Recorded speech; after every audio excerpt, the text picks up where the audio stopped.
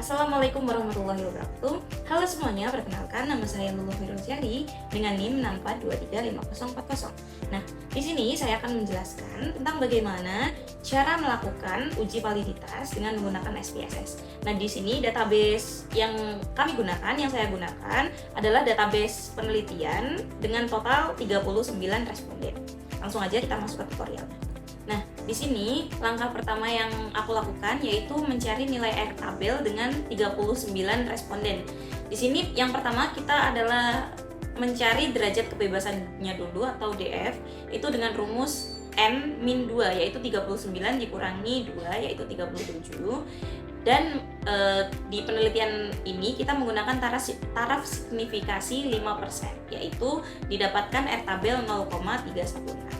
Nah, kemudian apa sih ketentuannya biar data ini valid atau enggak? Yang pertama, jika nilai R hitung itu lebih dari R tabel, dan yang kedua, jika nilai sigma kurang dari 0,05, maka data itu bisa dinyatakan valid. Yang pertama, klik analyze, kemudian klik correlate, bivariate, kemudian kita masukkan variabel X1 semuanya, kita centang persen, to tilde, dan flagnya flag signifikan kita centang semua, kemudian kita oke. Nah, setelah kita oke bakal muncul hasilnya. Kita langsung aja fokus di percent correlation-nya yang di bagian tekanan alias di jumlah semuanya. Itu yang pertama, kita mendapatkan nilai 0,724. Nah, 0,724 itu lebih dari R tabel yang aku sebutin tadi, 0,316. Kemudian yang kedua ada 0,869, 0,662, 0,759, dan ke bawah itu nilainya melebihi dari R tabel. Nah, di sini ketentuan yang pertama buat data ini valid apa enggak udah tercapai, yaitu R hitungnya lebih besar daripada R tabel. Semua R hitung yang di sini lebih besar dari 0,316. Kemudian untuk ngecek lagi nih apakah ini data valid apa enggak, kita lihat lagi di sigma yang keduanya ini.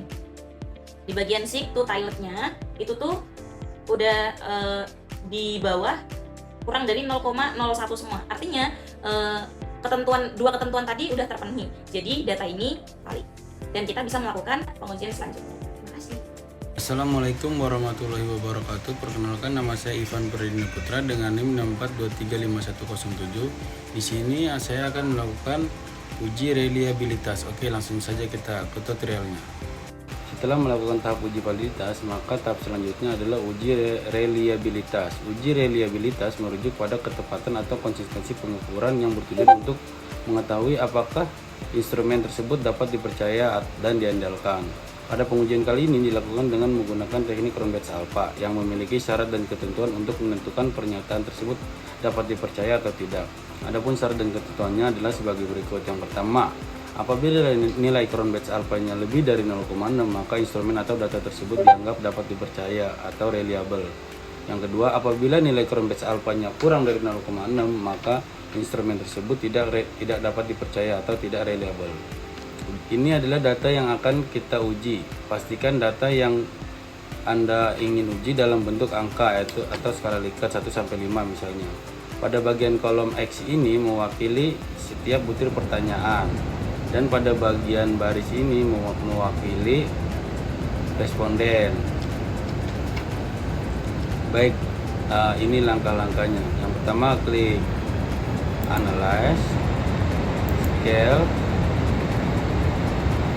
reliability analysis. Nah, ini kita pindahkan X1. Di sini saya sudah pindahkan, kemudian lalu pilih OK.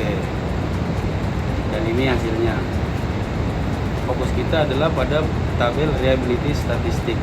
Di sini ada nilai Cronbach's alpha-nya. Dari data yang sudah kita uji dapat disimpulkan bahwa independen X1 memiliki nilai Cronbach's alpha lebih dari 0,6, yaitu 0,769. Maka dapat disimpulkan bahwa variabel X1 yang ada dalam pengujian ini reliable atau data tersebut dapat dipercaya. Sekian penjelasan dari saya. Terima kasih. Halo semua, perkenalkan nama saya Muhammad Iqbal Asuran dengan NIM 64235051.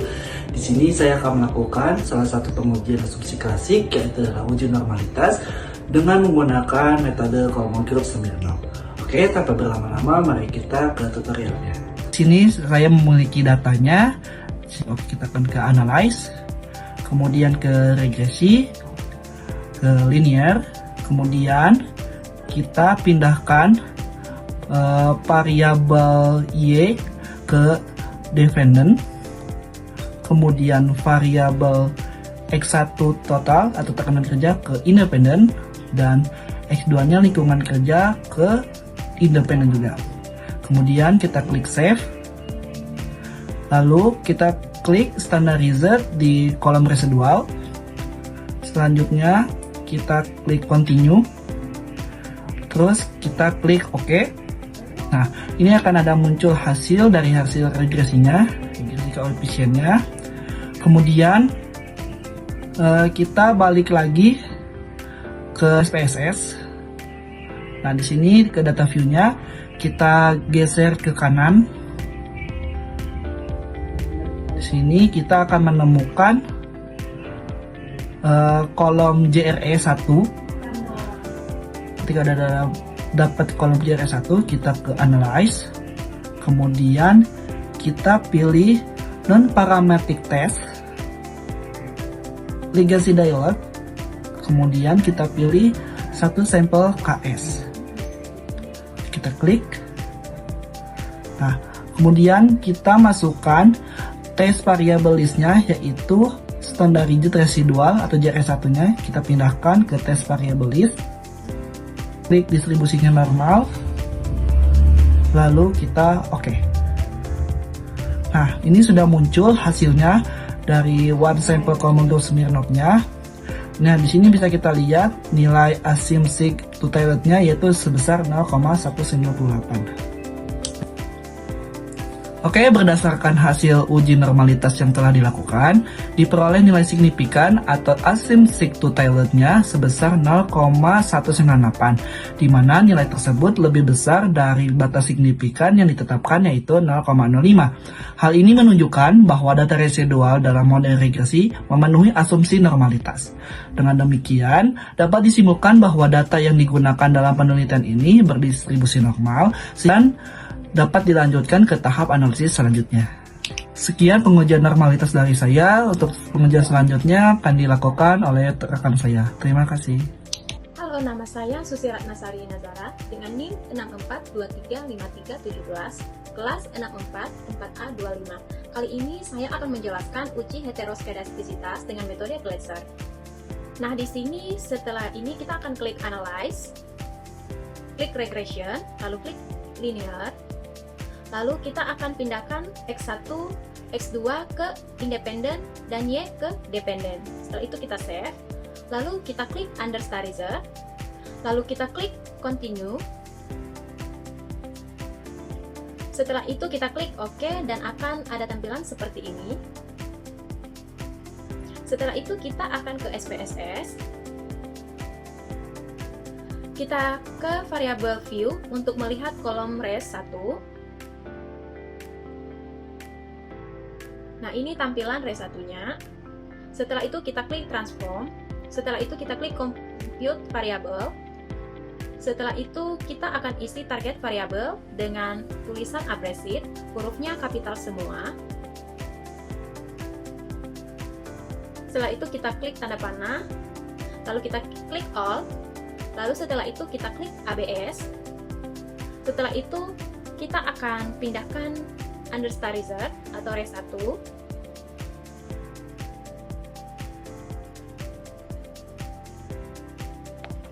Setelah itu kita masukkan tanda panah, lalu kita klik OK. Nah, ini adalah hasil dari tadi. Setelah itu kita akan ke SPSS lagi. Kita lihat data view variable abrasif. Nah, ini abrasifnya. Setelah itu kita akan klik Analyze, kita klik Regression, lalu kita klik Linear. Setelah itu akan ada tampilan seperti ini. Nah, kita akan mengeluarkan kinerja karyawan. Setelah itu kita masukkan abrasif ke dependen, dan variabel X1 dan X2 kita masukkan ke dependen. Setelah itu kita akan klik OK. Nah, di sini sudah ada hasil dari coefficient atau dependent variable abrasif. Nah, di tabel tersebut kita bisa melihat nilai sig-nya sama dengan 464, lebih besar dari 0,05. Jadi, berdasarkan hasil uji heteroskedastisitas tabel SPSS di atas, diperoleh nilai sig S1 tekanan kerja sebesar 0,0464 dan nilai sig 2 lingkungan kerja 0,628, dan nilai rata-rata tersebut lebih besar dari 0,05. Maka dapat disimpulkan bahwa pada penelitian ini tidak ada gejala heteroskedastisitas atau sampel penelitian ini bersifat homogen. Perkenalkan, nama saya Zahwa Nazwa Zahra dengan NIM 642350882 dan kelas 644A25. Di sini saya akan melakukan uji multikolenialitas.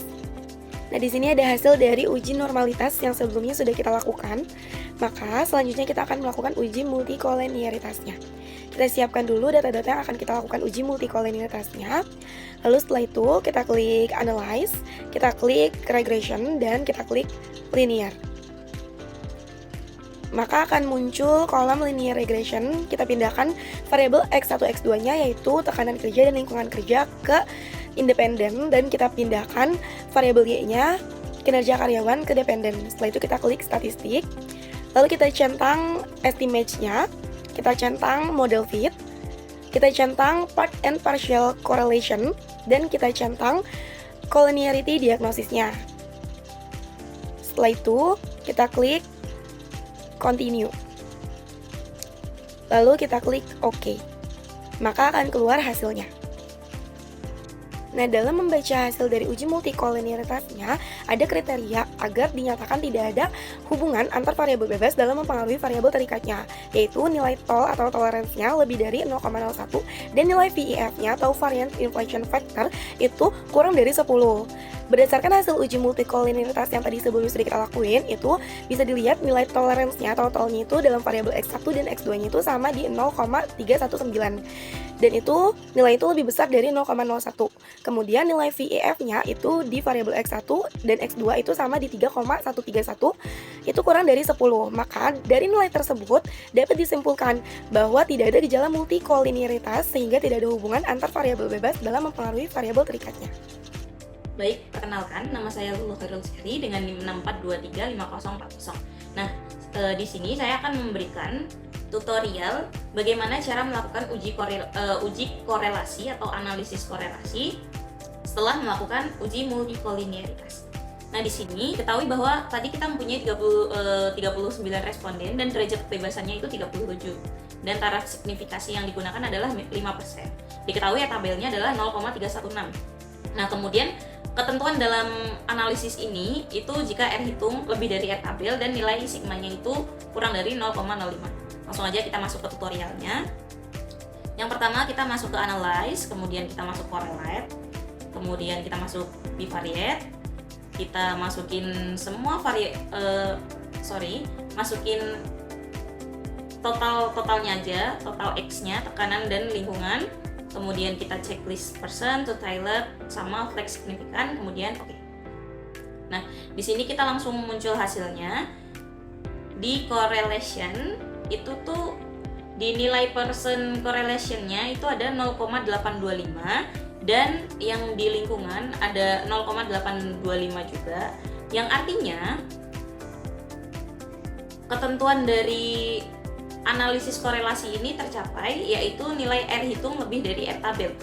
Nilai R hitung adalah 0,825 untuk tekanan dan lingkungan, dan nilai R tabelnya adalah 0,316. Dan di sini bisa dilihat bahwa nilai sigmanya itu kurang dari 0,001, yang artinya pada pengujian ini tuh terdapat hubungan yang kuat dan signifikan antara variabel tekanan dan lingkungan kerja terhadap kinerja kerja.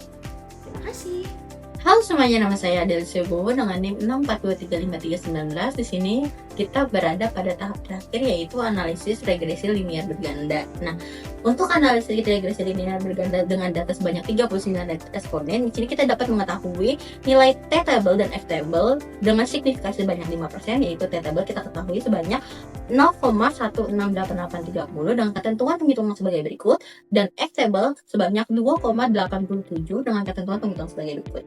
Nah, di sini kita akan melakukan 3 pengujian, yaitu yang pertama ada di uji T, yaitu atau uji parsial, di mana dengan ketentuan jika nilai T hitung lebih besar daripada T-table, dan kemudian jika sigma lebih kecil daripada 0,05, maka variabel independen berpengaruh secara parsial terhadap variabel dependen. Kemudian yang kedua ada uji F atau simultan, di mana memiliki ketentuan jika nilai F hitung lebih besar daripada F-table, dan juga jika nilai sigma lebih kecil daripada 0,05, maka variabel independen secara simultan berpengaruh terhadap variabel dependen. Lalu yang ketiga uji table R-square. Nah, kita langsung saja ke data, di mana kita bisa langsung ke data view, kemudian kita klik analyze, regression, lalu kita klik linear.